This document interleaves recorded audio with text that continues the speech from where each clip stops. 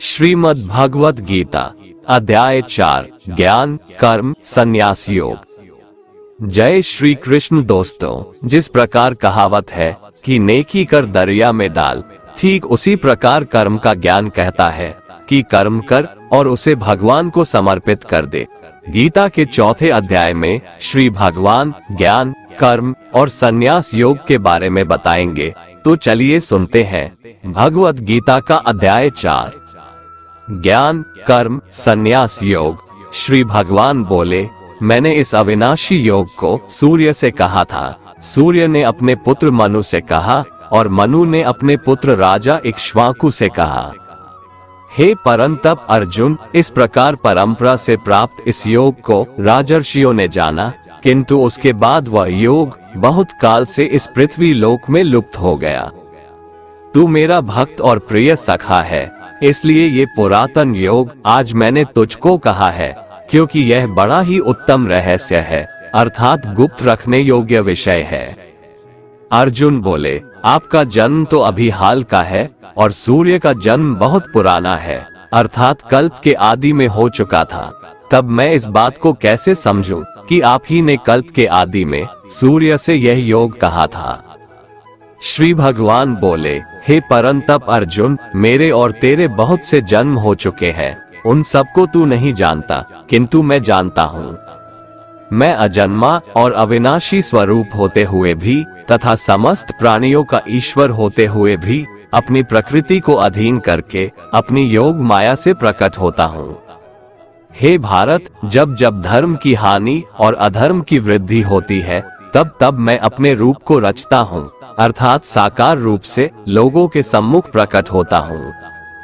साधु पुरुषों का उद्धार करने के लिए, पाप कर्म करने वालों का विनाश करने के लिए और धर्म की अच्छी तरह से स्थापना करने के लिए मैं युग युग में प्रकट हुआ करता हूँ। हे अर्जुन, मेरे जन्म और कर्म दिव्य हैं, अर्थात निर्मल और अलौकिक है। इस प्रकार जो मनुष्य इस तत्व को अच्छे से जान लेता है, वह शरीर को त्याग कर फिर जन्म को प्राप्त नहीं होता, किंतु मुझे ही प्राप्त होता है। पहले भी जिनके राग भय और क्रोध सर्वथा नष्ट हो गए थे और जो मुझ में अनन्य प्रेम पूर्वक स्थिर रहते थे, ऐसे मेरे आश्रित रहने वाले बहुत से भक्त उपरयुक्त ज्ञान रूप ताप से पवित्र होकर मेरे स्वरूप को प्राप्त हो चुके हैं। हे अर्जुन, जो भक्त मुझे जिस प्रकार भजते हैं, मैं भी उनको उसी प्रकार भजता हूँ, क्योंकि सभी मनुष्य सब प्रकार से मेरे ही मार्ग का अनुसरण करते हैं। इस मनुष्य लोक में कर्मों के फल को चाहने वाले लोग देवताओं का पूजन किया करते हैं, क्योंकि उनको कर्मों से उत्पन्न होने वाली सिद्धि शीघ्र मिल जाती है। ब्राह्मण क्षत्रिय वैश्य और शूद्र, इन 4 वर्णों का समूह गुण और कर्मों के अनुसार मेरे द्वारा रचा गया है। इस प्रकार उस सृष्टि रचनादि कर्म का कर्ता होने पर भी मुझ अविनाशी परमेश्वर को तू वास्तव में अकर्ता ही जान। कर्मों के फल में मेरी स्पृहा नहीं है, इसलिए मुझे कर्म लिप्त नहीं करते। यहाँ श्री भगवान के कहने का भाव है कि कर्म करो, लेकिन फल की इच्छा से नहीं, बस अपना कर्म करते जाओ और आगे बढ़ते जाओ। पूर्व काल में पूर्वजों ने भी इस प्रकार मेरे बताए अनुसार ही कर्म किए हैं और मोक्ष को प्राप्त हुए हैं। इसलिए अगर तू भी मोक्ष को पाना चाहता है, तो पूर्वजों द्वारा सदा से किए जाने वाले कर्मों को ही कर। कर्म क्या है और अकर्म क्या है, इस प्रकार इसका निर्णय करने में बुद्धिमान पुरुष भी मोहित हो जाते हैं। इसलिए वह कर्म तत्व मैं तुझे भली भांति समझा कर कहूँगा, जिसे जानकर तू अशुभ से अर्थात कर्म बंधन से मुक्त हो जाएगा। यहाँ श्री भगवान बताएंगे कि सही में कर्म क्या है। कर्म का स्वरूप भी जानना चाहिए और अकर्म का स्वरूप भी जानना चाहिए तथा विकर्म का स्वरूप भी जानना चाहिए। जो मनुष्य कर्म में अकर्म देखता है और जो अकर्म में कर्म देखता है, वह मनुष्यों में बुद्धिमान है और वह योगी समस्त कर्मों को करने वाला है। यहाँ श्री भगवान का भाव है कि जो मनुष्य कर्म तो करता है, लेकिन उस कर्म में अकर्म को देखता है, अर्थात ये नहीं सोचता है कि मैं ही करता हूँ, वो फल की इच्छा नहीं रखता। सही मायने में वैसा बुद्धिमान पुरुष योगी के समान है।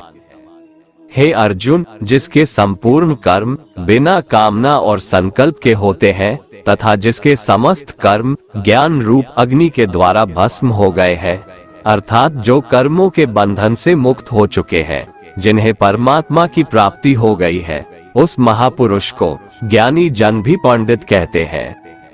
जो पुरुष समस्त कर्मों में और उनके फल में आसक्ति का सर्वथा त्याग करके संसार के आश्रय से रहित हो गया है और परमात्मा में नित्य तृप्त है, उसके लिए भगवान की भक्ति के अलावा और कोई कर्म नहीं रह जाता है। अर्थात वह कर्म करते हुए भी वास्तव में कुछ भी नहीं करता।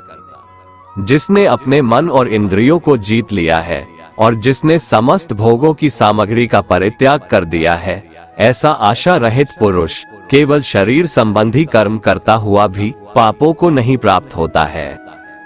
जिसको बिना मांगे जो मिले उसी में संतुष्ट रहता है, जो न किसी से ईर्ष्या करता है और न द्वेष, जो सुख दुख को एक समान भाव से देखता है, ऐसा मनुष्य कर्म योगी कहलाता है।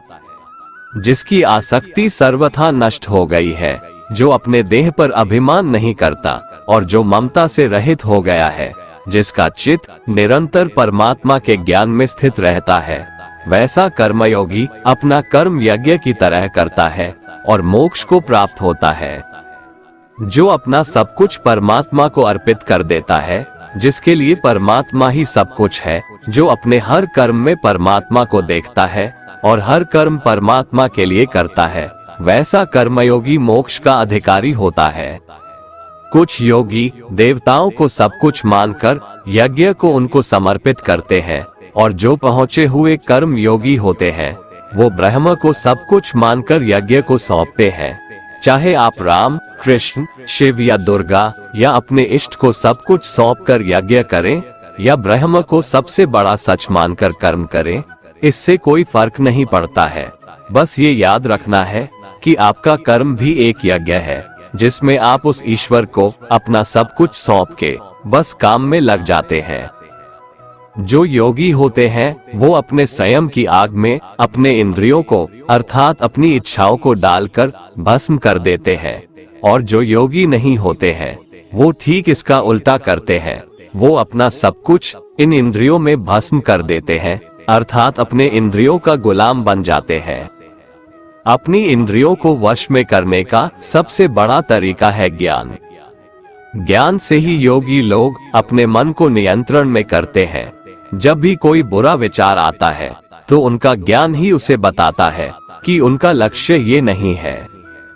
कई पुरुष द्रव्य संबंधी यज्ञ करने वाले हैं, कितने ही तपस्या रूप यज्ञ करने वाले हैं, तथा दूसरे कितने ही योग रूप यज्ञ करने वाले हैं। कितने ही अहिंसादि तीक्ष्ण व्रतों से युक्त यत्नशील पुरुष स्वाध्याय रूप ज्ञान यज्ञ करने वाले हैं। इसलिए अपना यज्ञ चुनकर कर्म करें। दूसरे कितने ही योगी जन अपान वायु में प्राणवायु को हवन करते हैं। वैसे ही अन्य योगी जन प्राणवायु में अपान वायु को हवन करते हैं, तथा अन्य कितने ही नियमित आहार करने वाले प्राणायाम परायण पुरुष प्राण और अपान की गति को रोककर प्राणों को प्राणों में ही हवन किया करते हैं। ये सभी साधक यज्ञों द्वारा पापों का नाश कर देने वाले और यज्ञों को जानने वाले हैं। प्राण का अर्थ है सांस अंदर खींचना और अपान का अर्थ है सांस को छोड़ना। कौन कितना पहुंचा हुआ योगी है उसकी अलग अलग अवस्था होती है। यहाँ श्री भगवान यही समझा रहे हैं।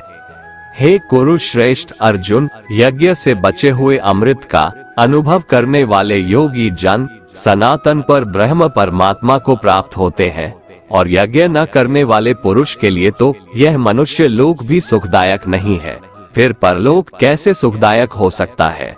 यज्ञ करने के बाद जो बचता है उसे श्री कृष्ण अमृत बता रहे हैं, और ये अमृत सीधे भगवान तक ले जाता है। यहाँ यज्ञ को आप कर्म भी समझ सकते हैं। कर्म करने के बाद जो उसका फल हो उसे भगवान का आशीर्वाद समझ उसमें संतुष्ट होकर अपने अगले कर्म में लग जाना चाहिए। इसी प्रकार और भी बहुत तरह के यज्ञ वेद की वाणी में विस्तार से कहे गए हैं। उन सब को तू मन, इंद्रिय और शरीर की क्रिया द्वारा संपन्न होने वाला जान। इस प्रकार तत्व से जानकर उनके अनुष्ठान द्वारा तू कर्म बंधन से सर्वथा मुक्त हो जाएगा, अर्थात तू परमात्मा को प्राप्त हो जाएगा। हे परंतप अर्जुन, आहुति चढ़ाकर किए गए यज्ञ की अपेक्षा ज्ञान यज्ञ अत्यंत श्रेष्ठ है। ज्ञान यज्ञ वो है जिसमें अपनी इंद्रियों को वश में रखते हैं, अपनी सांसों पर नियंत्रण रखते हैं, कर्म तो करते हैं लेकिन फल की इच्छा नहीं रखते हैं। ये सब ज्ञान यज्ञ ही तो है। ज्ञान यज्ञ हमें सीधे ईश्वर से साक्षात्कार कराता है, हमें उनसे जोड़ता है।